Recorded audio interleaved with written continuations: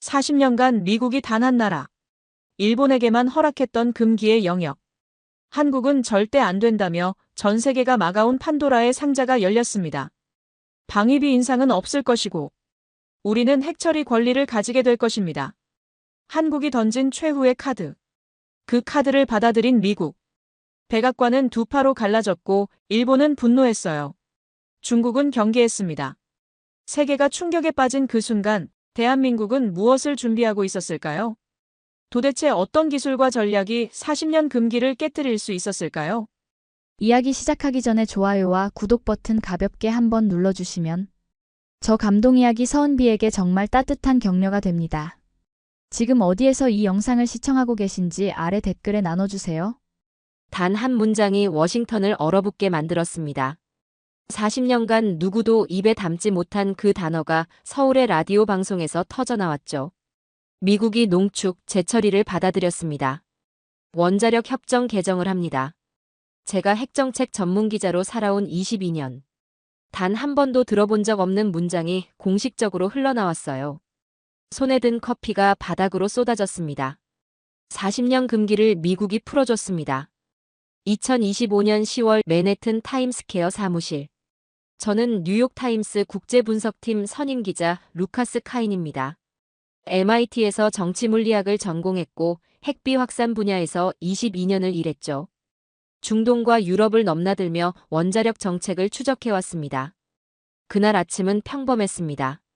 아니, 평범해 보였죠. 오전 8시 37분, 저는 모니터 3개를 켜두고 각국 뉴스를 모니터링하고 있었습니다. 왼쪽 화면엔 BBC, 가운데는 로이터, 오른쪽은 아시아 주요 방송사들의 실시간 피드였죠. 그때였습니다.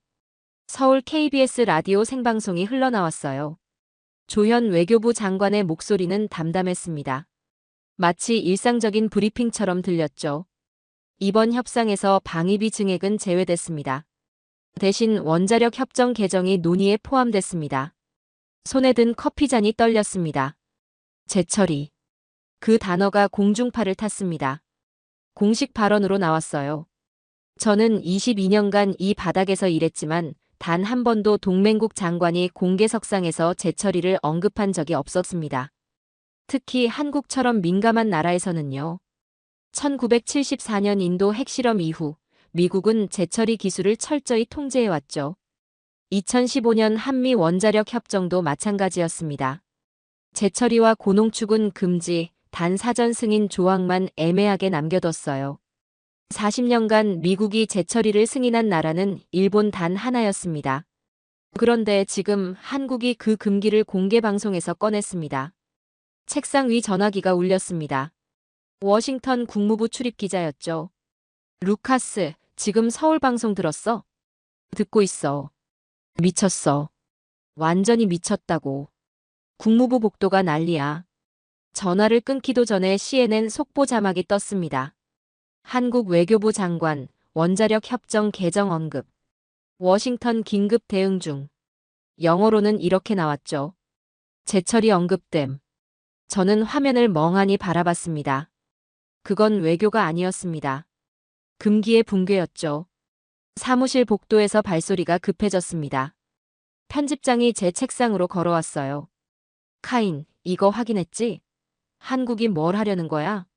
아직 모릅니다. 하지만 우연은 아닙니다. 뭐가? 타이밍이요. 저는 모니터를 가리켰습니다. 오른쪽 화면에 또 다른 뉴스가 떠 있었죠.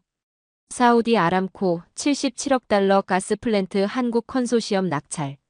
삼성 엔지니어링 주도. 편집장이 눈을 가늘게 떴습니다. 핵과 에너지, 외교와 기술. 같은 날 한국의 이름으로 폭발했습니다. 저는 손가락으로 책상을 두드렸죠. 22년간 이 일을 하면서 배운 게 있습니다. 국제 무대에서 우연은 없다는 것. 누군가 계산하고 있었습니다. 저는 솔직히 한국을 과소평가했습니다. 기술은 뛰어나지만 전략은 부족하다고 생각했죠. 반도체, 배터리, 조선. 모두 훌륭했습니다. 하지만 외교는 다르다고 봤어요. 늘 미국과 중국 사이에서 줄타기만 한다고요. 그런데 이 한 방이 제 생각을 바꿔놨습니다. 기술과 전략을 동시에 던진 거였으니까요. 오전 10시 백악관 브리핑룸에서 긴급 질의응답이 열렸습니다. 대변인의 표정은 굳어 있었죠. 한국 측 발언에 대해 공식 입장 있습니까? 현재 외교 채널을 통해 확인 중입니다. 재처리 논의가 실제로 있었습니까? 세부 사항은 말씀드릴 수 없습니다. 말을 아꼈습니다. 그게 더 이상했죠. 보통은 즉각 부인하거든요. 저는 노트북을 열고 지난 6개월간 한국 관련 보도를 검색했습니다. 트럼프 재집권 이후 방위비 분담금 협상이 시작됐죠. 미국은 더 많은 돈을 요구했고 한국은 침묵했습니다. 그런데 지금 보니 침묵이 아니었습니다. 준비였죠. 저는 핸드폰을 들고 서울 주재특파원에게 전화했습니다. 지금 서울 분위기 어때? 조용해. 너무 조용해서 더 무섭거든. 정부 반응은? 없어. 라디오 발언 하나 던지고 잠수 탔어. 추가 코멘트 일절 없어. 언론은? 한국 언론도 혼란스러워해. 이게 진짜 협상 카드인지 아니면 그냥 떠본 건지 모르겠대. 전화를 끊고 창밖을 봤습니다. 타임스퀘어 전광판에 주가가 흐르고 있었죠. 한국 관련주들이 요동치고 있었습니다. 워싱턴의 공기가 바뀌었습니다. 점심 무렵 제 메일함에 국무부 내부 문건 하나가 떨어졌습니다. 익명이었죠. 제목은 간단했습니다. 한국 포지션 분석. 파일을 열었습니다. 한국은 방위비 증액을 거부하고 대신 원자력 협정 개정을 제시했다. 이는 전례 없는 역제안이며 동맹 구조의 재편을 의미한다. 한국의 의도는 명확하다. 돈이 아닌 권리를 협상하고 있다. 저는 천천히 숨을 내쉬었습니다. 그래, 이거였습니다. 한국은 요청하지 않았습니다. 조건을 제시한 거죠. 오후 3시 또 다른 뉴스가 터졌습니다. 일본 언론이었죠. 한국의 재처리 논의, 일본의 독점적 지위 위협. 도쿄가 반응했습니다. 1988년 이후 미국으로부터 유일하게 재처리 승인을 받은 나라가 일본이었거든요. 그게 일본 외교의 자존심이었죠. 그런데 지금 한국이 그 금기를 테이블에 올렸습니다. 저는 책상 서랍에서 오래된 자료를 꺼냈습니다. 1974년 박정희 정부의 핵개발 시도 보고서였죠. 당시 미국은 강력히 제재했습니다. 한국은 굴복했어요. 50년이 지났습니다. 하지만 지금의 한국은 달랐습니다. 요구하지 않았습니다. 협상했죠. 저녁 무렵 사우디 플랜트 수주 관련 추가 보도가 나왔습니다. 한국은 프랑스와 미국을 제치고 낙찰받았다는 내용이었죠. 77억 달러, 중동 최대 규모였습니다. 저는 두 개의 뉴스를 나란히 놓고 봤습니다. 원자력 협정 개정, 사우디 플랜트, 핵과 에너지, 권리와 기술, 사우디의 사막과 서울의 마이크, 같은 날 역사를 만들고 있었습니다. 저는 의자에 깊숙이 기대며 생각했습니다. 이건 우연이 아닙니다. 누군가 설계하고 있었죠. 한국은 더 이상 요청하는 나라가 아니었습니다. 조건을 제시하는 나라였습니다. 금기를 논의의 언어로 바꾸는 나라였죠. 밤 10시, 저는 편집장에게 메일을 보냈습니다. 서울 출장 신청합니다. 이건 기사로는 부족합니다. 현장을 봐야 합니다. 답장은 5분 만에 왔습니다. 승인. 내일 아침 비행기 타. 저는 노트북을 닫고 집으로 향했습니다. 집에 돌아와 오래된 파일을 뒤졌습니다. 1974년 한국 핵개발 시도, 미국의 강력한 제재. 2004년 농축 실험 발각, IAEA 사찰. 2015년 원자력 협정 개정, 하지만 재처리는 여전히 금기. 한국은 50년간 이 벽 앞에서 멈춰 있었습니다. 그런데 2025년 그 벽에 정면으로 문을 열었습니다. 조용히 하지만 확실하게. 비행기표를 예약하면서 생각했습니다. 22년간 제가 본 한국은 항상 반응하는 나라였습니다. 미국이 요구하면 협상하고 중국이 압박하면 조율하고. 하지만 오늘 본 한국은 달랐습니다. 먼저 움직였고 먼저 제시했죠. 이건 새로운 한국이었습니다. 아니, 어쩌면 제가 몰랐던 진짜 한국이었을지도 모릅니다. 그날 금기가 깨졌습니다. 그리고 그 금기를 깬 나라는 한국이었습니다. 말 한마디로 국제 질서를 뒤흔든 외교의 힘. 저는 그걸 직접 확인하러 가야 했습니다. 인천공항에 도착한 건 다음 날 오후였습니다. 14시간 비행 내내 저는 자료를 읽었죠. 트럼프 재집권 이후 한미 방위비 협상 추이, 한국의 외교 전략 변화, 동북아 안보 구도. 읽을수록 퍼즐이 맞춰졌습니다. 한국은 준비하고 있었습니다. 아주 오래전부터요. 공항 입국장을 나서자 서울의 공기가 느껴졌습니다. 차갑고 건조했죠. 하지만 뭔가 달랐습니다. 긴장감이랄까요? 택시를 타고 호텔로 향하면서 생각했습니다. 트럼프는 지난 6개월간 한국에 압박을 넣었죠. 방위비를 더 내라, 부자 나라니까 가능하다. 동맹에는 비용이 따른다. 전형적인 트럼프식 거래였습니다. 그런데 한국의 반응은 예상을 벗어났습니다. 호텔에 짐을 풀고 노트북을 켰습니다. 메일함에 백악관 내부 보고서 사본이 와 있었죠. 제목이 눈에 들어왔습니다. 한국 협상 포지션 긴급 분석. 파일을 열었습니다. 한국 측은 방위비 증액을 명시적으로 거부했다. 대신 원자력 협정 개정을 협상 테이블에 올렸다. 이는 전례 없는 역제안이다. 국방부는 불편함을 표시했으나 상무부는 한국의 기술 자립 가능성에 경고를 발령했다.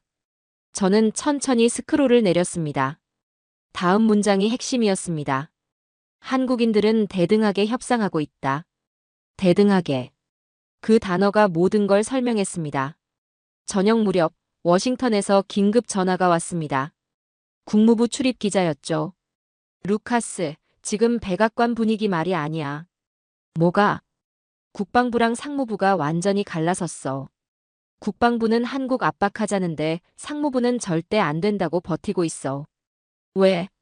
한국이 자립하면 미국 방산에 타격이라는 거야. 지금 한국은 미국 무기 최대 구매국 중 하나잖아. 그걸 잃을 수 있다는 거지. 전화를 끊고 창밖을 봤습니다. 서울 시내 불빛이 반짝이고 있었죠. 백악관이 갈라지고 있었습니다. 다음 날 아침, 저는 서울 광화문에 있는 외교부 청사 근처 카페에 앉아 있었습니다. 한국 외교부 출입 기자를 만나기로 했죠. 30대 중반 여성 기자가 들어왔습니다. 이름은 김수진이었어요. 루카스 기자님 맞으시죠? 반갑습니다. 네, 수고 많으십니다. 질문 좀 하고 싶어서요. 한국 정부가 정말로 재처리 논의를 진지하게 추진하고 있나요? 수진 기자는 커피를 한 모금 마시고 말했습니다. 진지하죠. 아주 진지해요. 이건 블러핑이 아니에요. 증거가 있나요? 외교부 내부에서 태스크포스가 6개월 전에 만들어졌어요. 재처리 협상 전략팀이요. 비공개였지만 다들 알고 있었죠. 6개월 전이면. 네, 한미 정상회담 전부터죠. 그들은 이미 준비하고 있었어요. 저는 노트에 메모했습니다. 트럼프는 돈을 요구했습니다. 한국은 권리를 청구했죠. 카페를 나와 외교부 청사 앞을 걸었습니다. 출입하는 외교관들의 표정은 평온했어요. 너무 평온해서 오히려 이상했죠. 오후에 저는 한국 국방연구원 연구원을 만났습니다. 익명을 조건으로 인터뷰에 응해줬죠. 한국이 방위비 동결을 고집하는 이유가 뭡니까? 돈 문제가 아니에요. 구조 문제죠. 구조요? 한국은 더 이상 요청만 하는 나라로 남고 싶지 않아요. 우리도 조건을 제시할 수 있다는 걸 보여주고 싶은 거죠. 그게 재처리 카드군요. 맞아요. 미국이 40년간 금기로 묶어둔 그 카드를요. 연구원은 잠시 말을 멈췄다가 덧붙였습니다. 사실 우리한테 선택지는 많아요. 기술도 있고 자본도 있고 시장도 있죠. 이제는 권리만 있으면 돼요. 저는 그 문장을 곱씹었습니다. 권리만 있으면 된다. 저녁에 호텔로 돌아와 뉴스를 켰습니다. CNN이었죠. 앵커가 말하고 있었습니다. 백악관 정책보좌관이 오늘 비공개 회의에서 한국 협상 전략을 분석한 것으로 알려졌습니다. 보고서에는 이런 문장이 포함됐다고 합니다. 한국인들은 조건을 설정하고 있다. 조건을 설정하고 있다. 저는 리모컨을 내려놓고 노트북을 열었습니다. 메일함에 또 다른 자료가 와 있었어요. 백악관 내부 회의록 일부였죠. 국방부 차관보는 한국을 더 밀어붙여야 합니다. 방위비는 협상 불가 사항입니다. 라고 선을 그었습니다. 그러나 상무부에선 반대합니다. 한국을 밀어붙이면 그들은 독자 노선으로 갑니다. 라며 반대를 했죠. 그러자 미 국방부에선 비웃었을 겁니다. 한국이 설마 중국으로 가겠냐고요. 상무부는 정확히 상황을 정리했죠. 중국이 아닙니다. 한국이 기술 자립으로 간다는 게 문제입니다.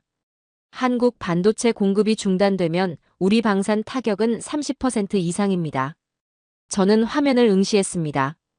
백악관의 긴 복도에서 제철이라는 단어가 속삭여지고 있었습니다. 그리고 그 속삭임은 점점 커지고 있었죠. 그건 협박이 아니었습니다. 신호였습니다. 저는 지난 한 달간 국제 언론 보도를 검색했죠. 일본이 눈에 띄었습니다. 일본 GDP 대비 방위비 2% 달성. 일본 자위대 역대 최대 규모 예산 편성. 일본은 미국이 원하는 걸 다 했습니다. 돈도 내고 군비도 늘렸죠. 하지만 일본은 탈락하고 있었습니다. 저는 도쿄 특파원에게 전화를 걸었습니다. 지금 일본 반응 어때? 난리야. 외무성에서 긴급회의 열렸어. 주제가 뭔데? 한국 재처리 논의. 일본 언론 헤드라인 봤어? 한국 재처리 독점 지위 위협이라고 나왔어. 일본 외교부 반응은? 공식 코멘트는 없어. 하지만 내부적으론 당황했다는 얘기가 나와. 40년간 자기들만의 특권이었는데 한국이 그걸 건드린 거잖아. 전화를 끊고 생각했습니다. 1988년 이후 일본은 미국으로부터 유일하게 재처리를 승인받은 나라였죠. 그게 일본 외교의 자존심이었습니다.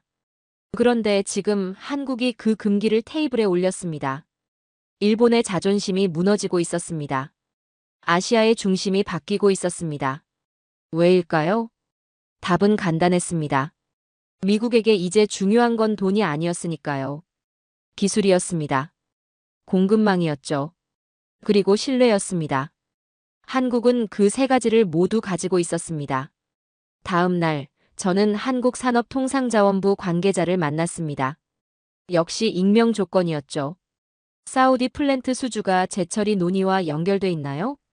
직접 연결은 아니에요. 하지만 타이밍은 우연이 아니죠. 무슨 뜻입니까? 한국이 원자력 기술 강국이란 걸 보여준 거예요.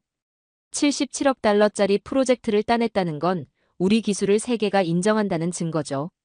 그래서 재처리 협상에서도 유리한 고지를 점한 거군요. 맞아요. 미국도 알아요. 한국 없이는 글로벌 원자력 시장이 안 돌아간다는 거요. 저는 서울 거리를 걸으며 생각했습니다. 한국은 지난 50년간 요청하는 나라였습니다. 허락을 구하는 나라였죠. 하지만 지금은 달랐습니다. 설계하는 나라였습니다. 조건을 제시하는 나라였죠. 그날 밤 워싱턴 싱크탱크 CSIS에서 긴급 세미나가 열렸다는 소식이 들렸습니다. 주제는 한국의 전략적 가치 재평가였죠. 자료를 받아봤습니다. 한국은 미국 기술 공급망의 31%를 점유하고 있다. 반도체, 배터리, 디스플레이 분야에서 한국의 역할은 대체 불가능하다. 한국을 압박하면 그들은 중국이 아닌 기술 자립으로 갈 것이다. 이는 미국에게 전략적 손실이다. 저는 화면을 보며 웃음이 나왔습니다. 미국이 한국을 분석하고 있었습니다. 한국이 아니라 미국 스스로를요. 저는 노트에 적었습니다. 이건 돈의 전쟁이 아니라 권한의 전쟁이다. 트럼프는 거래를 원했다. 하지만 한국은 권리를 요구했다. 그리고 미국은 계산하기 시작했다. 호텔 창밖으로 서울 야경이 펼쳐져 있었습니다. 요청국에서 설계국으로. 한국은 진화하고 있었습니다. 그리고 그 진화는 이미 완성 단계에 있었죠. 다음 날, 저는 대전으로 향했습니다. 한국의 진짜 힘을 보기 위해서였습니다. 대전엔 KTX. 창밖으로 펼쳐진 풍경은 평범했죠. 논밭과 산, 작은 도시들. 하지만 저는 알고 있었습니다. 이 땅 어딘가에 한국의 비밀이 숨어 있다는 걸요. 대전역에서 택시를 타고 20분을 달렸습니다. 한국원자력연구원 카엘이었죠. 정문 앞에서 저를 맞은 건 30대 후반 연구원이었습니다. 이름은 박민수였어요. 루카스 카인 기자님 맞으시죠? 뉴욕타임스에서 오신. 네, 반갑습니다. 인터뷰 허락해 주셔서 감사합니다. 천만에요. 다만 촬영은 안 되고 특정 구역만 보여드릴 수 있어요. 충분합니다. 우리는 정문을 지나 본관 건물로 들어갔습니다. 복도는 조용했죠. 연구원들이 분주히 오가고 있었어요. 박민수 연구원이 말했습니다. 오늘 보여드릴 건 저희가 개발한 소형 모듈 원자로 SMR이에요. 실물을 볼 수 있나요? 네, 지하 연구동에 있습니다. 엘리베이터를 타고 지하 3층으로 내려갔습니다. 두꺼운 차폐문이 나타났죠. 박민수 연구원이 카드를 찍자 문이 천천히 열렸습니다. 그 순간 저는 숨을 멈췄습니다. 거대한 금속 원통이 눈앞에 있었습니다. 은빛으로 빛나는 그 괴물은 높이 12m, 직경 4m 정도였죠. 조명이 비춰지자 표면이 반짝였습니다. 이게 우리의 SMR입니다. 박민수 연구원의 목소리는 차분했습니다. 저는 천천히 다가갔습니다. 차갑고 매끄러운 표면이 느껴졌죠. 출력은 100메가와트급이에요. 소도시 하나를 충분히 감당할 수 있죠. 안전성은 IAEA 표준 안전지수 최고 등급입니다. 냉각제 누출률은 사실상 제로에 가깝죠. 저는 고개를 들어 원통 상단을 봤습니다. 정교한 배관과 센서들이 거미줄처럼 연결돼 있었어요. 얼마나 걸렸습니까? 이걸 만드는데. 8년입니다. 8년요? 박민수 연구원이 잠시 침묵했다가 말을 이었습니다. 처음 3년은 실패의 연속이었어요. 냉각 시스템이 계속 문제였죠. 어떤 문제였습니까? 소형화하면 열 집중이 심해져요. 기존 대형 원자로 방식으론 해결이 안 됐어요. 서양 기술자들은 불가능하다고 했죠. 너무 작다고요. 그럼 어떻게 해결했습니까? 우리는 다른 방식으로 접근했습니다. 압력이 아니라 흐름으로요. 냉각수가 자연 순환하도록 설계를 완전히 바꿨죠. 그게 한국식 해법이군요. 박민수 연구원이 고개를 끄덕였습니다. 맞아요. 모방이 아니라 해석으로 완성한 거죠. 2017년에 시작해서 2025년에 완성했습니다. 저는 숫자를 곱씹었습니다. 8년. 미국과 프랑스는 같은 기술을 개발하는데 25년에서 30년이 걸릴 거라고 추정했죠. 한국은 그 3분의 1 시간에 해냈습니다. 어떻게 가능했죠? 박민수 연구원이 미소 지었습니다. 모방하지 않았으니까요. 무슨 뜻입니까? 서양 기술을 베끼지 않았어요. 우리가 필요한 걸 처음부터 설계했죠. 한국 환경에 맞게, 한국 기술로요. 자립 기술 비율이 얼마나 됩니까? 98%입니다. 98%. 저는 노트에 적었습니다. 그건 물리학이 아니었습니다. 철학이었죠. 문득 MIT 시절이 떠올랐습니다.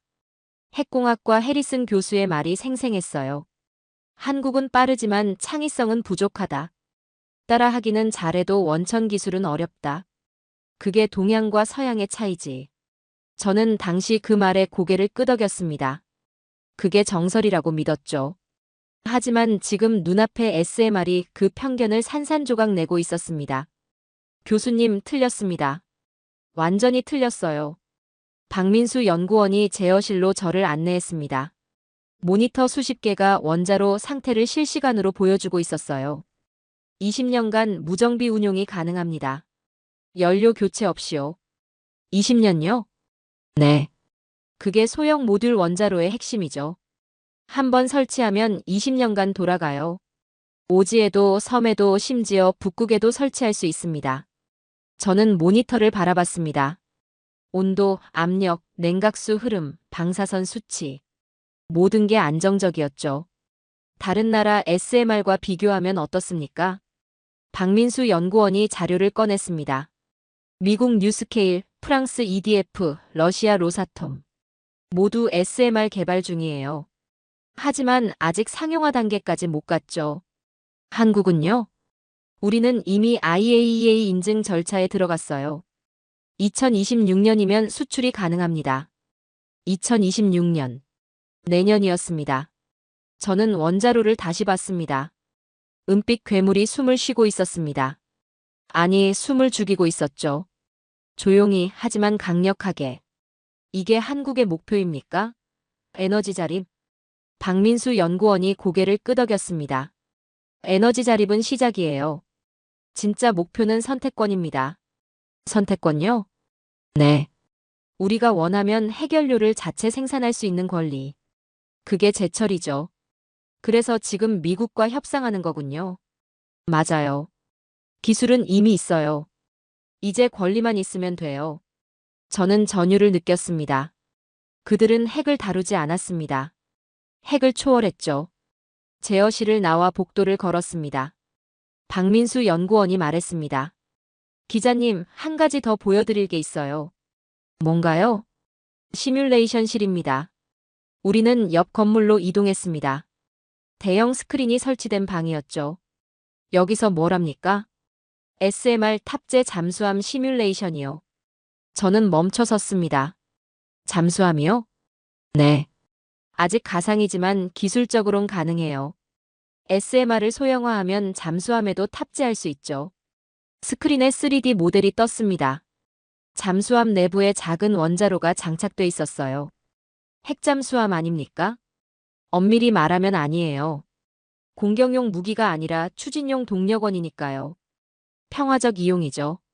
미국이 허락할까요? 박민수 연구원이 웃었습니다. 그래서 지금 협상하는 거죠. 저는 스크린을 바라봤습니다. 한국은 핵무기를 만들지 않았습니다. 하지만 핵무기 없이도 생존할 수 있는 시스템을 완성했죠. 핵 없는 핵보유국. 그 말의 진짜 의미를 이제야 알았습니다. 연구원을 나서며 박민수 연구원이 마지막으로 말했습니다. 기자님, 저희는 무기를 원하지 않아요. 다만 선택권은 있어야 한다고 생각해요. 선택권이요? 네. 우리도 결정할 수 있다는 것. 그게 독립 아닙니까? 저는 악수를 청했습니다. 오늘 보여주신 것 잊지 않겠습니다. 한국을 제대로 알려주세요. 우리는 위협이 아니라 파트너니까요. 택시를 타고 대전역으로 돌아가는 길, 저는 창밖을 봤습니다. 평범한 거리, 평범한 사람들. 하지만 그 아래엔 비범한 기술이 숨어 있었습니다. 한국은 에너지를 만들지 않았습니다. 독립을 만들었죠. 서울로 돌아오는 KTX 안에서 저는 노트북을 열었습니다. 제목을 적었죠. 핵 없는 핵보유국, 한국의 SMR 혁명. 그건 금속 덩어리가 아니었습니다. 생존의 심장이었죠. 8년 만에 완성한 세계 3대 원전 기술국. 핵무기 대신 자립의 기술을 선택한 나라. 데이터로 철학을 증명한 기술민족. 저는 타이핑을 시작했습니다. 이제 세계는 한국을 다시 봐야 했습니다. 위협이 아니라 미래로요. 서울로 돌아온 다음 날, 세계가 한국을 말하기 시작했습니다. 아침 7시, 저는 호텔방에서 노트북을 켜고 각국 뉴스를 모니터링했죠. 그리고 놀라운 광경을 목격했습니다. 도쿄, 베이징, 워싱턴. 그날 세 나라의 뉴스가 동시에 한국을 말했습니다. 먼저 일본이었습니다. 아사히 신문 일면에 대문짝만 한 헤드라인이 떴죠. 한국 재처리 논의, 일본 독점 지위 위협. 요미우리 신문은 더 직설적이었습니다. 40년 특권 무너지나. 한국의 도전. 저는 도쿄 특파원에게 전화를 걸었습니다. 새벽 6시였지만 그는 이미 깨어 있었어요. 루카스, 지금 도쿄 완전 난리야. 어떻게? 어젯밤 외무성에서 긴급회의 열렸어. 새벽 2시까지 했대. 주제가 뭔데? 한국 재처리 대응 전략. 외무성 고위 관료들 전부 소집됐어. 그것도 한밤중에. 일본 정부 공식 입장은 아직 없어. 하지만 내부적으로 완전 당황했다는 얘기가 나와. 1988년 이후 자기들만 재처리 승인받은 게 일본 외교의 자존심이었거든. 저는 1988년이라는 숫자를 적었습니다. 37년 전이었죠. 그 37년간 일본은 미국으로부터 유일하게 재처리를 승인받은 나라였습니다. 그게 아시아에서 일본의 특별한 지위를 상징했죠. 그런데 지금 한국이 그 금기를 테이블에 올렸습니다. 일본 언론 반응은 격렬해. 보수 언론은 한국을 비판하고 있어. 기술도 안전 검증도 불충분하다면서. 사실인가? 아니지. 걔네도 알아. 한국 기술이 뛰어나다는 거. 그래서 더 화가 난 거야. 이제 독점이 깨질 수 있으니까. 전화를 끊고 일본 언론을 더 읽었습니다. 산케이 신문 사설이 눈에 들어왔어요. 한국의 재처리 논의는 동아시아 핵균형을 무너뜨릴 수 있다. 신중한 접근이 필요하다. 신중한 접근. 그 단어 뒤에 숨은 감정을 저는 알 수 있었습니다. 두려움이었죠. 일본은 분노했습니다. 그건 외교가 아니라 모욕으로 들렸으니까요. 다음은 중국이었습니다. 베이징 인민일보가 일면에 사설을 실었죠. 중국 공산당 기관지가 일면 사설을 싣는다는 건 최고 수준의 메시지였습니다. 제목은 이랬습니다. 한국 핵연료 자립, 지역 안정에 미칠 영향. 저는 중국어를 읽을 수 있었습니다. 사설 내용은 조심스러웠지만 경계심이 역력했죠. 한국의 원자력 기술 발전은 인정하나 핵연료 자립은 동아시아 균형에 영향을 미칠 수 있다. 모든 관련국은 지역 안정을 최우선으로 고려해야 한다. 균형, 안정. 그 단어들이 반복됐습니다. 저는 베이징 주재기자에게 메시지를 보냈습니다. 답장이 곧 왔어요. 중국 외교부가 어제 비공개 성명 냈다는 소문이 있음. 내용은 핵균형 유지 관련. 공식 발표는 없지만 외교가에서 다들 얘기하고 있음. 중국은 공개적으로 말하지 않았습니다. 하지만 그들의 침묵이 가장 큰 위협이었죠. 왜 중국이 경계했을까요? 답은 간단했습니다. 한국이 핵 없는 핵보유국이 되면 미국의 새로운 축이 될 테니까요. 그건 중국에게 악몽이었습니다. 저는 창밖을 봤습니다. 서울 아침 풍경은 평온했어요. 사람들은 출근하고 버스는 달리고 카페는 문을 열었죠. 하지만 이 도시를 둘러싼 세계는 요동치고 있었습니다. 오전 10시 워싱턴에서 뉴스가 터졌습니다. 백악관 국가안보회의에서 긴급 브리핑이 열렸다는 거였죠. 주제는 한국 재처리 논의에 대한 대응이었습니다. 저는 워싱턴 동료 기자에게 전화했습니다. 지금 백악관 분위기 어때? 완전 갈라졌어. 국방부, 국무부, 에너지부가 각자 다른 입장이야. 구체적으로 국방부는 우려하고 있어. 한국이 핵기술을 독자적으로 가지면 통제가 어려워진다는 거지. 하지만 국무부는 달라. 한국을 압박하면 동맹 관계가 흔들린다고 봐. 에너지부가 제일 흥미로워. 걔네는 한국 기술을 인정해. 오히려 협력하자는 쪽이야. 한국 SMR 기술이 미국에도 도움된다고 봐. 통제냐, 동맹이냐? 워싱턴이 갈라지고 있었습니다. 저는 백악관 내부 문건을 받았습니다. 익명의 제보자가 보내준 거였죠. 제목은 한국 요인 분석이었습니다. 파일을 열었습니다. 한국은 더 이상 통제 대상이 아니다. 기술적으로나 경제적으로 자립 가능한 국가다. 한국을 압박하면 그들은 독자 노선을 선택할 것이며 이는 미국의 전략적 손실이다. 한국은 의존 대상이 되어가고 있다. 의존 대상. 그 문장이 모든 걸 말해줬습니다. 오후에 저는 서울 용산에 있는 전쟁기념관 근처 카페에서 한국 국방 전문가를 만났습니다. 그는 30년 이상 한미 관계를 연구한 학자였죠. 교수님, 지금 아시아 3국이 모두 한국에 반응하고 있습니다. 이게 정상인가요? 교수는 커피를 저으며 말했습니다. 정상은 아니죠. 하지만 불가피해요. 왜죠? 한국이 변수에서 중심으로 바뀌고 있으니까요. 일본은 그 중심이 자기들이어야 한다고 믿었고 중국은 그 중심이 생기는 걸 원치 않았죠. 미국은 통제할 수 있다고 생각했고요. 하지만 지금은 한국이 먼저 움직이고 있어요. 그게 새 나라를 당황하게 만든 겁니다. 저는 노트에 적었습니다. 한국은 변수가 아니라 질서의 설계자다. 교수가 덧붙였습니다. 루카스 기자님, 한 가지 더 알아두세요. 한국은 이번에 두 가지를 동시에 보여줬어요. 두 가지요? 기술과 전략이요. SMR로 기술을 증명했고 재처리 논의로 전략을 보여줬죠. 세계는 이제 한국을 다시 평가해야 합니다. 카페를 나와 거리를 걸었습니다. 용산거리는 북적였어요. 학생들, 직장인들, 관광객들. 평범한 일상이었죠. 하지만 저는 알았습니다. 이 평범함 아래 비범함이 숨어 있다는 걸요. 저녁에 호텔로 돌아와 각국 뉴스를 다시 확인했습니다. 일본에서는 야당이 정부를 압박하고 있었습니다. 한국 재처리 논의에 강력히 대응하라고요. 중국에서는 환구시보가 사설을 냈습니다. 한반도 비핵화 원칙을 지켜야 한다는 내용이었죠. 미국에서는 싱크탱크 CSIS가 긴급 보고서를 발표했습니다. 제목이 인상적이었어요. 코리아 팩터 불가역적 구조.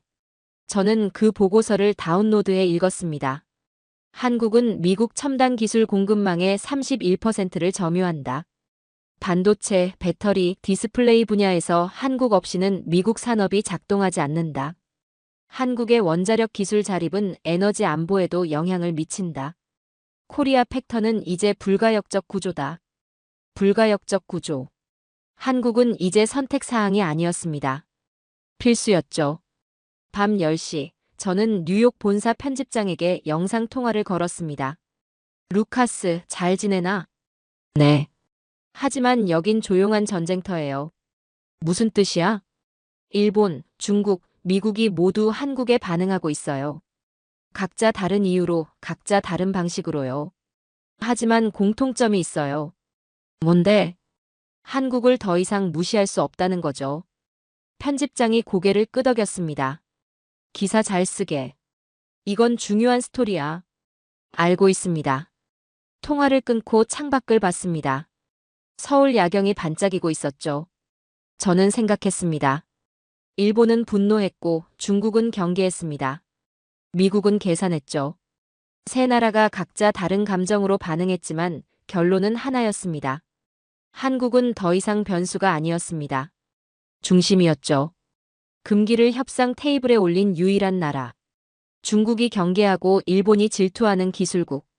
통제의 대상에서 의존의 중심으로. 저는 노트의 마지막 문장을 적었습니다. 세계의 중심은 더 이상 워싱턴이 아니다. 이제 서울도 그 중심 중 하나다. 다음 날, 저는 또 다른 장소로 향했습니다. 한국의 또 다른 비밀을 보기 위해서였습니다. 대전에서 서울로 돌아온 다음 날, 저는 경기도 어느 곳으로 향했습니다. 정확한 위치는 말할 수 없었어요. 보안 때문이었죠. 택시기사에게도 인근 교차로까지만 가달라고 했습니다. 내려서 10분을 걸었죠. 한적한 도로였습니다. 양쪽으로 나무가 늘어서 있었어요. 그때 검은색 세단 한 대가 멈춰 섰습니다. 창문이 내려가고 50대 중반 남성이 얼굴을 내밀었죠.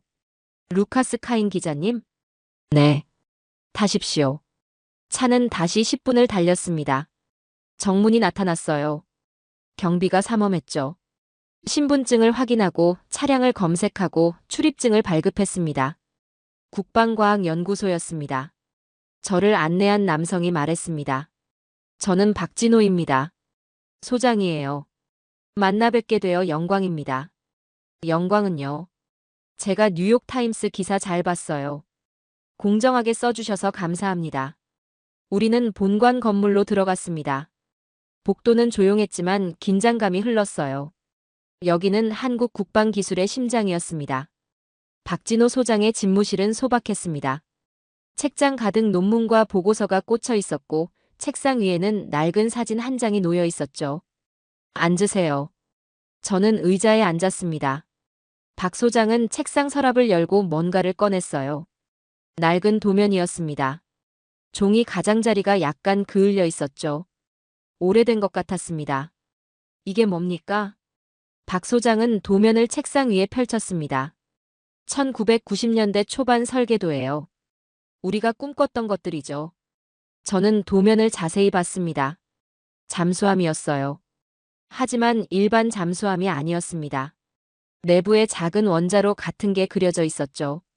이게 장영실함 초기 개념입니다. SMR 탑재 잠수함이죠. 저는 숨을 멈췄습니다. 30년 전에 이미 구상했단 말입니까? 박 소장이 고개를 끄덕였습니다. 네. 하지만 당시엔 불가능했어요. 기술도 없었고 허락도 없었죠. 그런데 왜 보관했습니까? 언젠가는 가능할 거라 믿었으니까요. 박 소장의 손이 도면을 쓰다듬었습니다. 그의 손에는 화상 자국이 있었어요. 오래된 상처였죠. 기자님, 저희는 핵무기를 원하지 않습니다. 네. 핵무기는 원하지 않아요. 다만 선택권은 있어야 한다고 생각합니다. 선택권. 그 단어가 공기 중에 떠올랐습니다. 무슨 의미입니까? 박 소장은 잠시 창밖을 봤습니다. 연구소 마당에 은행나무가 서 있었어요. 한국은 전쟁을 겪었습니다. 1950년 이 땅은 잿더미가 됐죠. 제 아버지는 그때 돌아가셨어요.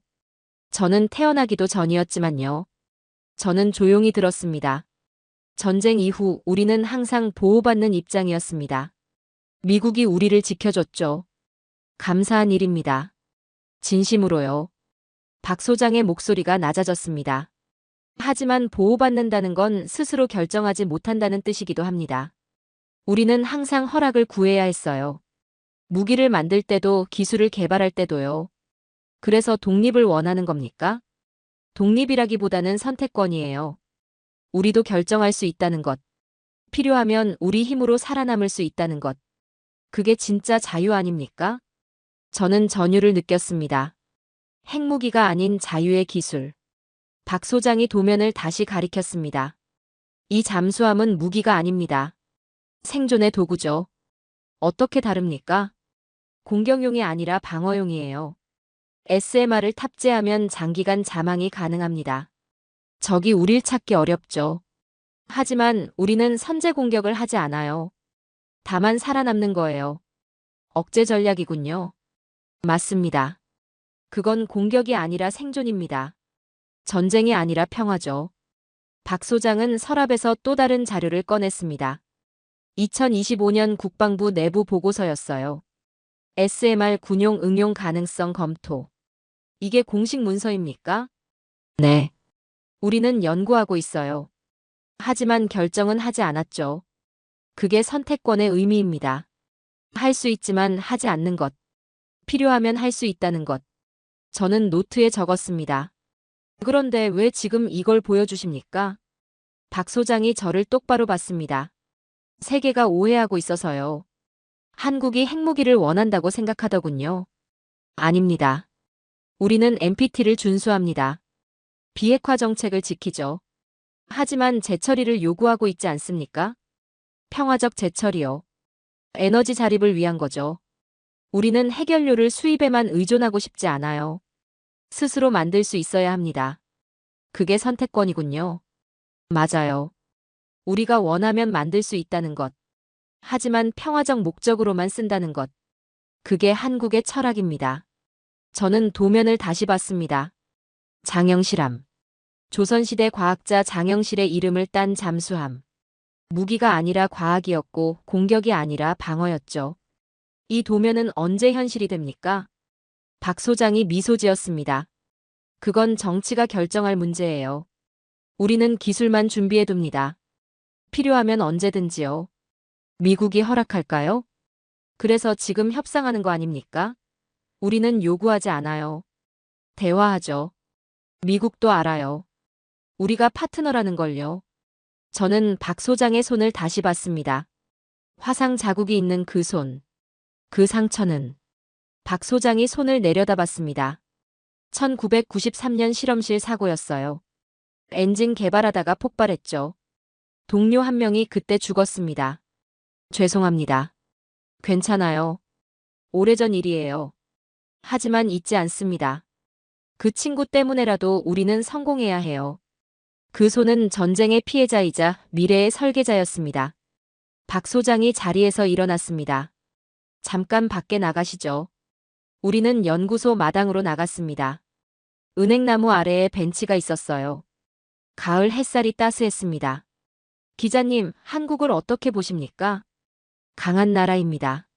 강함이 뭐라고 생각하세요? 저는 잠시 생각했습니다. 힘이죠. 군사력이나 경제력. 박 소장이 고개를 저었습니다. 강함은 선택할 수 있는 능력이에요.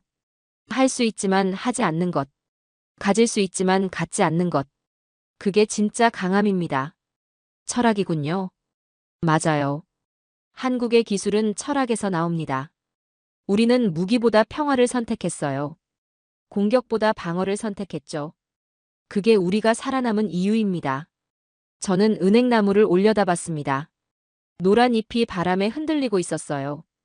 그럼 이 모든 기술, SMR도 잠수함도 결국 평화를 위한 겁니까? 네. 평화를 지키기 위한 거죠. 선택권이 없는 나라는 자유도 없어요. 우리는 자유롭고 싶은 겁니다. 스스로 결정하고 스스로 책임지는 나라로 살고 싶어요. 박 소장의 말이 제 가슴을 쳤습니다. 우리는 다시 안으로 들어갔습니다. 작별 인사를 나눴죠. 오늘 보여주신 것 꼭 잘 전하겠습니다. 감사합니다. 한국이 위협이 아니라 파트너라는 걸 알려주세요. 약속합니다. 연구소를 나와 택시를 탔습니다. 서울로 돌아가는 길, 저는 창밖을 봤어요. 평범한 풍경이었습니다. 하지만 그 평범함 속에 비범한 철학이 숨어 있었죠. 한국은 핵무기 대신 선택권을 설계했습니다. 기술보다 철학이 앞선 유일한 과학국. 방패를 무기로 바꾸지 않은 강자의 품격. 저는 노트북을 열고 타이핑을 시작했습니다. 그건 무기가 아니라 생존의 구조였다. 그들의 기술은 방패였다. 그리고 철학이었다. 핵 없는 억제, 그게 한국의 선택이었다. 그날 저는 깨달았습니다. 선택권이 없는 나라엔 자유도 없다는 것을요. 부산행 KTX에 올랐습니다. 창밖으로 한국의 남쪽 풍경이 펼쳐졌죠. 산과 들, 작은 마을들. 평화로워 보였습니다. 하지만 저는 알고 있었어요. 이 나라의 평화 아래 얼마나 강력한 힘이 숨어 있는지요. 부산역에서 택시를 탔습니다. 기사에게 말했죠. 진해까지 가주세요. 진해요? 거기 뭐 보러 가세요? 시가님께선 친절하게 번역 어플로 말을 걸어주셨죠. 친구 만나러요. 라고 대답했지만 사실은 해군을 만나러 갑니다. 한국 해군 중령과 약속이 있었죠. 그는 익명을 조건으로 인터뷰에 응해줬습니다. 택시는 해안도로를 달렸습니다. 푸른 바다가 왼쪽으로 펼쳐졌어요. 평온했습니다. 하지만 그 바다 아래에 무엇이 있는지 아는 사람은 많지 않았죠. 진해 기지 입구에서 저는 신분증을 제시했습니다. 경비가 삼엄했어요. 2번의 검색을 거쳐 안으로 들어갔죠. 회색 군복을 입은 중령이 저를 맞았습니다. 그는 악수를 청했어요. 루카스 기자님이시죠? 저는 김태훈 중령입니다. 만나서 반갑습니다. 시간 내주셔서 감사합니다. 천만에요. 다만 촬영은 불가하고 특정 정보는 말씀드릴 수 없습니다. 이해합니다. 우리는 기지 안쪽으로 걸었습니다. 부두가 보였어요. 그곳에 여러 함정이 정박해 있었죠. 그리고 저는 그것을 봤습니다. 회색빛 거대한 함체. 물에 반쯤 잠긴 채 조용히 숨을 죽이고 있는 금속의 거인. 저게 장영실함입니까? 김중령이 고개를 끄덕였습니다. 네. 우리의 자랑입니다. 저는 잠수함을 바라봤습니다. 길이는 약 80m 정도로 보였어요. 표면은 매끈했고 함교가 작게 솟아 있었죠. 들어가 볼 수 있습니까? 죄송하지만 내부는 보안상 불가능합니다. 하지만 재원은 말씀드릴 수 있어요. 우리는 부두 옆 벤치에 앉았습니다. 김중령이 태블릿을 꺼내 보여줬어요. 장영실함은 리튬이온 배터리를 사용하는 디젤 잠수함입니다. 리튬이온 배터리요? 네. 기존 잠수함은 납산 배터리를 썼어요. 무겁고 용량이 작았죠. 하지만 리튬이온은 다릅니다. 가볍고 용량이 크고 효율이 높아요. 성능은 어떻습니까? 김중령이 화면을 넘겼습니다. 자망시간 10일. 한 번 잠수하면 10일간 수면 위로 안 올라와도 됩니다. 10일. 저는 숫자를 되뇌었습니다. 그게 가능합니까? 배터리 덕분이죠. 리튬이온 배터리는 에너지 밀도가 높아요. 같은 크기로 3배 더 오래 버틸 수 있습니다. 소음은요? 100데시벨 이하입니다. 사실상 탐지가 거의 불가능해요. 바닷속 배경 소음과 구분이 안 될 정도죠. 저는 전율을 느꼈습니다. 유령이었습니다. 금속의 유령. 이게 디젤 잠수함 맞습니까? 성능이 핵잠수 한 급인데요. 김중령이 미소 지었습니다. 그래서 세계가 놀라는 겁니다. 디젤인데 핵급 성능이니까요. 다른 나라와 비교하면 미국 버지니아급 핵잠수함이 소음 95데시벨 정도예요. 우리는 디젤로 그에 근접했습니다. 일본 소류급은 좋지만 자망 시간이 짧아요. 우리가 기술적으로는 앞서 있습니다. 저는 노트에 적었습니다. 한국은 세계 8위 잠수함 기술국이었습니다. 그리고 배터리 효율은 3위였죠. 김중령이 태블릿을 접으며 말했습니다. 기자님, 더 흥미로운 걸 보여드릴까요? 뭔가요? 시뮬레이션 센터입니다. 우리는 기지 내 건물로 이동했습니다. 3층짜리 회색 건물이었어요. 내부는 첨단 장비로 가득했죠. 대형 스크린이 벽 전체를 덮고 있었습니다. 여러 장교들이 모니터 앞에 앉아 있었어요. 여기서 뭘 합니까? 김중령이 설명했습니다. SMR 탑재 잠수함 시뮬레이션 훈련입니다. SMR을요? 네. 아직 실제로 장착하진 않았어요. 하지만 우리는 5년째 시뮬레이션 훈련을 하고 있습니다.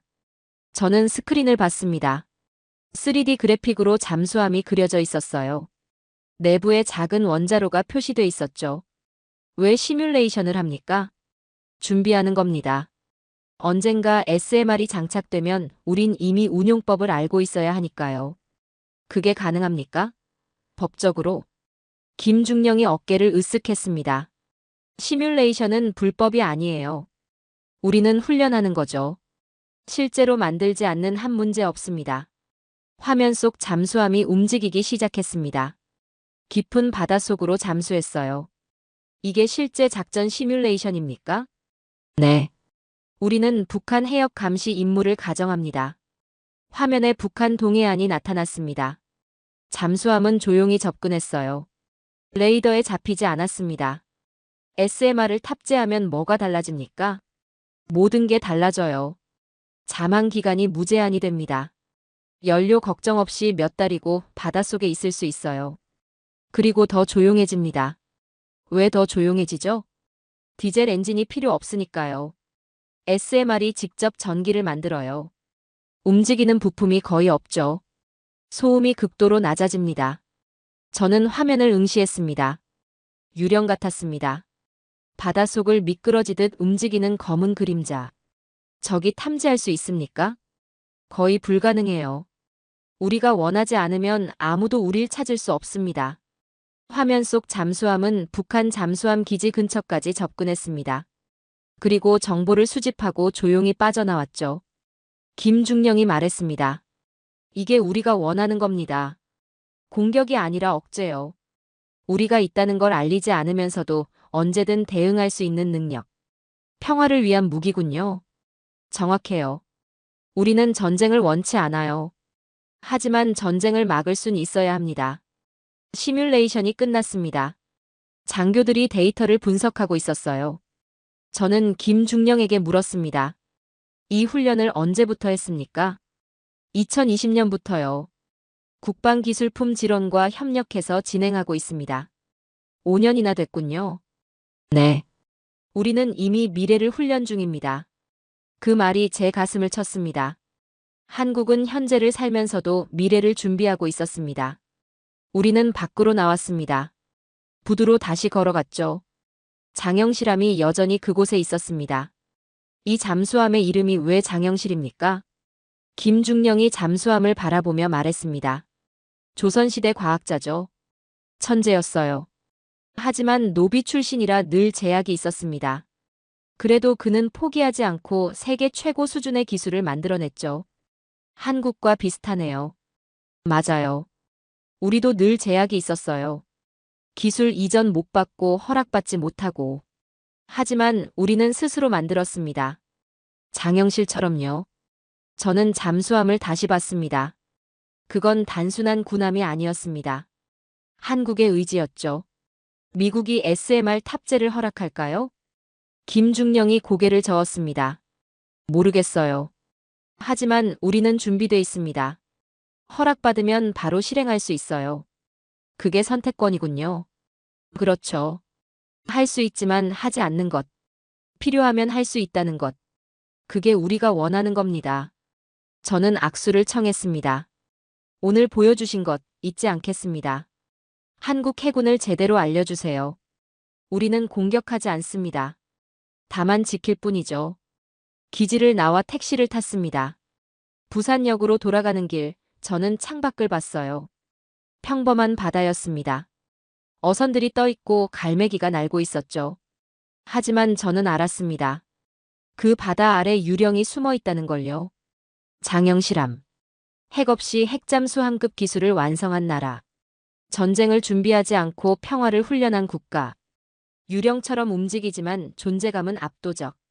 저는 노트북을 열고 타이핑을 시작했습니다. 그건 군함이 아니라 조용한 혁명이었다. 유령은 실제했고 그 이름은 장영실이었다. 그들은 소리 없는 전쟁을 이기고 있었다. 한국의 기술은 잠수하지 않는다. 다만 조용할 뿐이다. KTX를 타고 서울로 돌아가며 생각했습니다. 세계는 한국을 과소평가했습니다. 작은 나라, 분단 국가, 늘 보호받는 존재. 하지만 틀렸습니다. 한국은 스스로 살아남는 법을 배웠습니다. 그리고 그 방법은 공격이 아니라 억제였죠. 다음 날, 저는 워싱턴으로 돌아갔습니다. 하지만 제 머릿속엔 여전히 그 유령 잠수함이 남아 있었습니다. 인천공항을 떠나는 비행기 안에서 저는 지난 일주일을 되돌아봤습니다. 서울의 외교부, 대전의 연구원, 경기도의 국방과학연구소, 부산의 해군기지. 한국의 심장부를 본 일주일이었죠. 그리고 저는 확신했습니다. 세계가 한국을 다시 봐야 한다고요. 14시간 비행 끝에 워싱턴 덜레스 공항에 도착했습니다.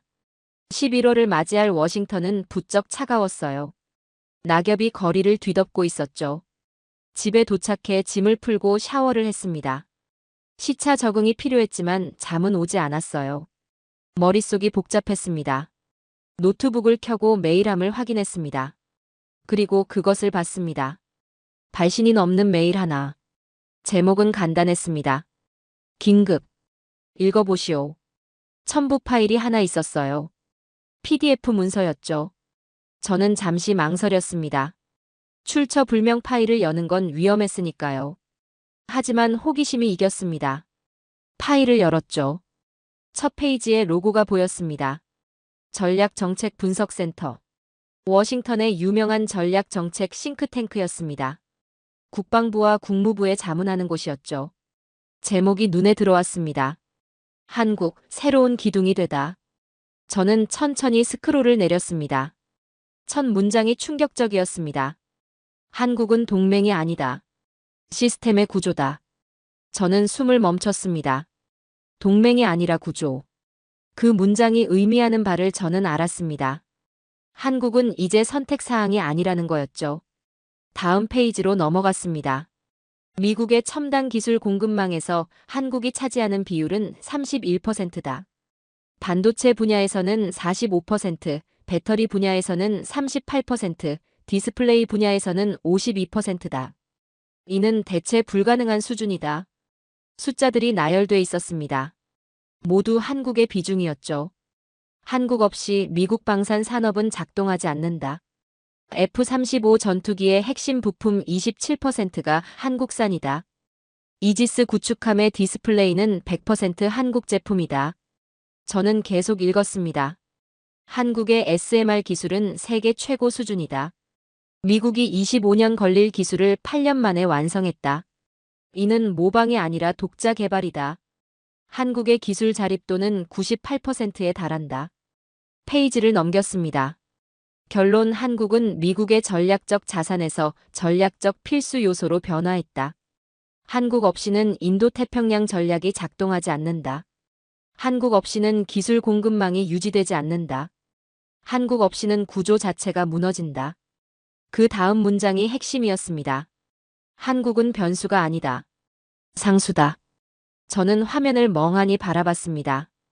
이건 분석이 아니었습니다. 고백이었죠. 미국이 스스로에게 하는 고백. 문서 마지막 페이지에 또 다른 인용이 있었습니다. 출처는 트럼프 캠프 내부 문건이었습니다. 한국 없이는 구조가 무너진다. 저는 PDF를 닫고 의자에 깊이 기댔습니다. 그 보고서는 경고였습니다. 미국 자신에게요. 다음 날 아침, 저는 뉴욕타임스 워싱턴 지국으로 출근했습니다. 동료 기자들이 반갑게 맞아줬어요. 루카스, 한국 취재 어땠어? 놀라웠어. 완전히 다른 나라더라. 어떻게? 그들은 더 이상 요청하지 않아. 이젠 제시하지. 그게 가장 큰 변화야. 점심 무렵 국무부 출입 기자에게서 전화가 왔습니다. 루카스, 긴급 브리핑 있어. 지금 국무부로 와. 무슨 일인데? 한국 관련이야. 빨리 와. 저는 택시를 타고 국무부로 향했습니다. 브리핑룸은 기자들로 가득했어요. 분위기가 긴장돼 있었죠.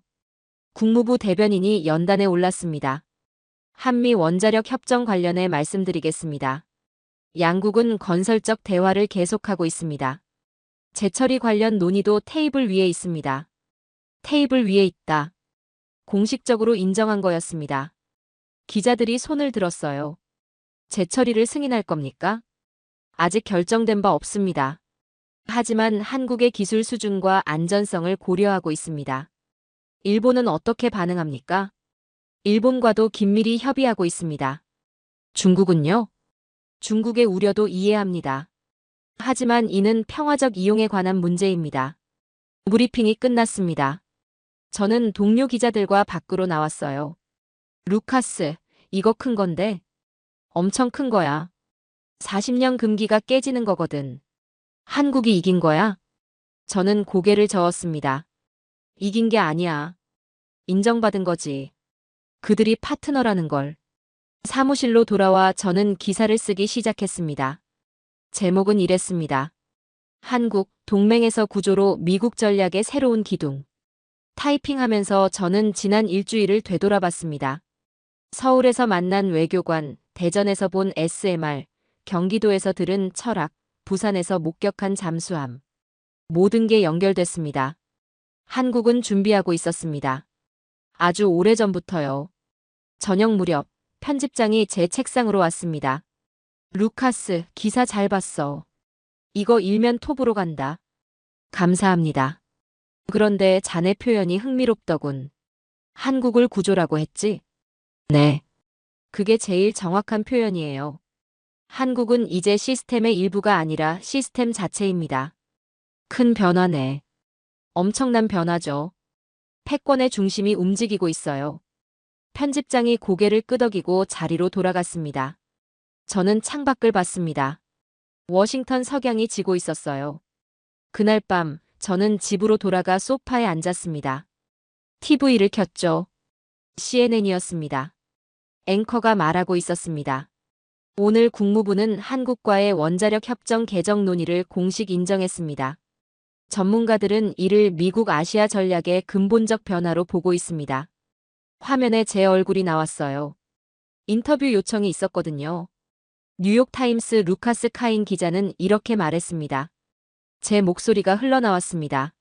한국은 더 이상 보호받는 나라가 아닙니다. 스스로 서는 나라죠. 그리고 그 위에 다른 나라들이 의지하기 시작했습니다. 이게 21세기 동맹의 새로운 모습입니다. TV를 끄고 노트북을 열었습니다. 창밖으로 워싱턴 야경이 보였어요. 백악관의 불빛, 국회의사당의 돔. 하지만 저는 알았습니다. 세계의 중심이 움직이고 있다는 걸요. 서쪽에서 동쪽으로, 워싱턴에서 서울로. 한국은 이제 세계가 분석하는 나라였습니다. 세계가 의존하는 나라였죠. 그리고 그 변화는 되돌릴 수 없었습니다. 다음 주 저는 다시 한국으로 갈 예정이었습니다. 경주에서 열리는 APEC 취재를 위해서였죠.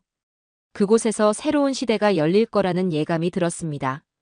워싱턴에서 일주일이 지났습니다. 그동안 저는 한국 관련 기사를 3편 더 썼죠. 모두 일면에 실렸습니다. 편집장이 말했어요. 루카스, 에이펙 경주 회의 취재 가야 해. 역사적인 순간이 될 거야. 이미 준비하고 있습니다. 사흘 뒤 저는 다시 인천행 비행기에 올랐습니다. 14시간 비행 끝에 인천공항에 도착했죠. 이번엔 서울에 머물지 않았습니다. 바로 경주행 KTX표를 끊었어요. 경주행 KTX는 2시간이 걸렸습니다. 창밖으로 한국의 고도가 다가왔죠. 천년의 역사가 숨쉬는 도시. 신라의 수도였던 곳. 에이펙 정상회의가 여기서 열린다는 게 상징적이었습니다. 서울이 아닌 경주. 현대가 아닌 역사. 그 선택에 의미가 있었죠. 경주역에서 택시를 탔습니다. 기사가 말했어요. 에이펙 때문에 오셨어요? 요새 외국 사람들 진짜 많아요. 네, 기자입니다. 어느 나라 기자세요? 미국이요. 뉴욕타임스요. 오, 미국. 이번 회의 되게 중요하다던데 맞아요? 네, 아주 중요합니다. 택시는 경주 시내를 지나 보문단지로 향했습니다. 호수가 보였어요. 석양이 물 위에 반짝이고 있었죠. 힐튼 호텔은 호수 옆에 자리 잡고 있었습니다. 웅장했어요. 각국 국기가 바람에 펄럭이고 있었죠. 로비는 붐볐습니다. 각국 외교관, 기자, 경호원들로 가득했어요. 여러 언어가 뒤섞여 들렸죠. 체크인을 하고 방으로 올라갔습니다. 12층이었어요. 창밖으로 보문호가 내려다 보였습니다. 짐을 풀고 샤워를 했습니다. 그리고 정장으로 갈아입었죠. 오늘 밤 리셉션이 있었으니까요. 오후 7시 저는 1층 대연회장으로 내려갔습니다. 문이 열리자 화려한 광경이 펼쳐졌습니다. 샹들리에, 원형 테이블, 와인 잔을 든 사람들. 전 세계가 이곳에 모여 있었죠. 저는 천천히 안으로 들어갔습니다. 귀에 들리는 대화는 하나의 주제로 귀결되고 있었습니다. 리프로세싱. 재처리. 그 단어가 연회장 곳곳에서 속삭여지고 있었어요. 한국이 정말 승인받을까? 일본은 뭐라고 할까? 중국 반응이 궁금한데. 이번 회의에서 공식 언급될까? 모든 대화는 하나의 단어로 귀결됐습니다. 재처리. 저는 샴페인 한 잔을 들고 연회장을 돌아다녔습니다. BBC 기자를 만났어요. 30대 후반 영국인 여성이었죠. 루카스, 오랜만이야. 에밀리 잘 지냈어? 응. 근데 여긴 분위기가 심상치 않더라. 다들 한국 얘기만 해. 당연하지. 이번 회의의 핵심이 한국이니까. 내 기사 봤어. 한국을 구조라고 표현했더라. 대담한데? 사실이야. 한국은 이제 시스템의 일부가 아니라 시스템 자체야. 에밀리가 고개를 끄덕였습니다. BBC도 특집 준비 중이야. 제목이 한국, 에이펙의 조용한 설계자야. 좋은 제목이네. 저는 다시 걸었습니다. 프랑스 르몽드 기자, 일본 아사히 신문 기자, 독일 슈피겔 기자. 모두 같은 얘기를 하고 있었어요. 한국. 재처리. 새로운 질서. 연회장 반대편으로 걸어가다 또 다른 인물을 만났습니다. IAEA 배지를 단 60대 남성이었어요. 국제원자력기구 대표였죠. 실례합니다. 뉴욕타임스 루카스 카인입니다. 그가 돌아봤습니다. 아, 기자님. 반갑습니다. 저는 피터 홀름입니다. IAEA 기술위원이에요. 질문 하나 해도 될까요? 물론입니다. IAEA는 한국의 재처리 기술을 어떻게 평가합니까? 홀름이 안경을 고쳤으며 말했습니다. 솔직히 말하면 인상적입니다. 한국은 상업적 모델로 평화적 재처리 기술을 완성했어요. 안전 기준도 최고 수준이고요. 승인 가능하다는 뜻입니까? 기술적으론 전혀 문제 없어요. 정치적 결정만 남았죠. 일본과 비교하면? 홀름이 잠시 망설였습니다. 일본도 훌륭해요. 하지만 한국은 다른 접근을 했습니다. 더 효율적이고 안전한 방식이죠. 어떤 면에선 일본을 뛰어넘었다고 봅니다. 저는 노트에 메모했습니다. 한국의 성공 요인이 뭐라고 보십니까? 3가지요. 기술, 신뢰, 철학입니다. 철학이요? 네. 한국은 핵을 에너지로만 봅니다. 무기가 아니라요. 그 명확한 철학이 세계의 신뢰를 얻었죠. 저는 감사 인사를 하고 다시 걸었습니다. 연회장 한쪽에서 한국 외교부 관계자들이 모여 있었어요. 저는 조심스럽게 다가갔습니다. 그중 한 명이 저를 알아봤습니다. 서울에서 만났던 외교관이었죠. 루카스 기자님, 경주까지 오셨네요. 네, 중요한 회의니까요. 저희도 긴장되네요. 내일 회의에서 재처리가 언급됩니까? 외교관이 미소 지었습니다. 공식 의제엔 없어요. 하지만 양자회담에선 다뤄질 겁니다. 결과가 어떻게 될까요? 외교관이 주변을 보고 조용히 말했습니다. 우린 준비되어 있습니다. 준비되어 있습니다. 그 말에는 확신이 담겨 있었습니다. 한국은 오랫동안 기다렸어요. 하지만 이제 때가 왔습니다. 우린 증명했죠. 기술로, 안전으로, 책임으로요. 세계가 인정할까요? 이미 인정하고 있어요.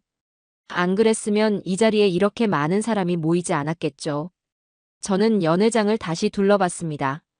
미국, 일본, 중국, 유럽, 중동. 전 세계가 모여 있었습니다. 그리고 모두가 한국을 말하고 있었죠. 모든 게 연결됐습니다. 한국은 50년간 준비했습니다.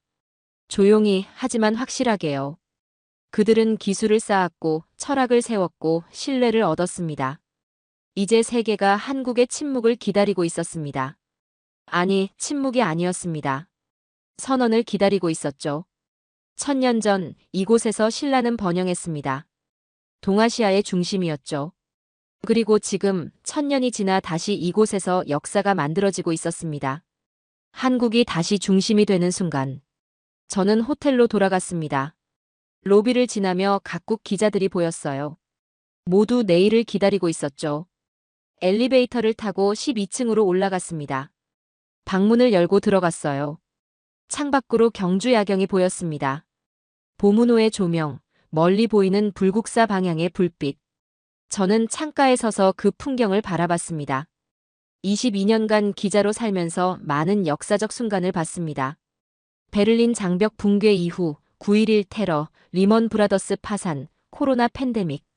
하지만 이번이 달랐습니다. 이건 파괴가 아니라 건설이었습니다. 무너짐이 아니라 세워짐이었죠. 한국이라는 나라가 세계의 중심 중 하나로 자리 잡는 순간. 저는 노트북을 열고 마지막 문장을 적었습니다. 서울이 아닌 경주에서 새로운 시대가 열리고 있었다. 1000년의 도시에서 미래가 시작되고 있었다. 세계가 한국을 기다리고 있었다. 그리고 이번엔 그 주인공이 한국이었다. 새로운 날이 밝았습니다. 한국이 말하는 날. 세계가 듣는 날.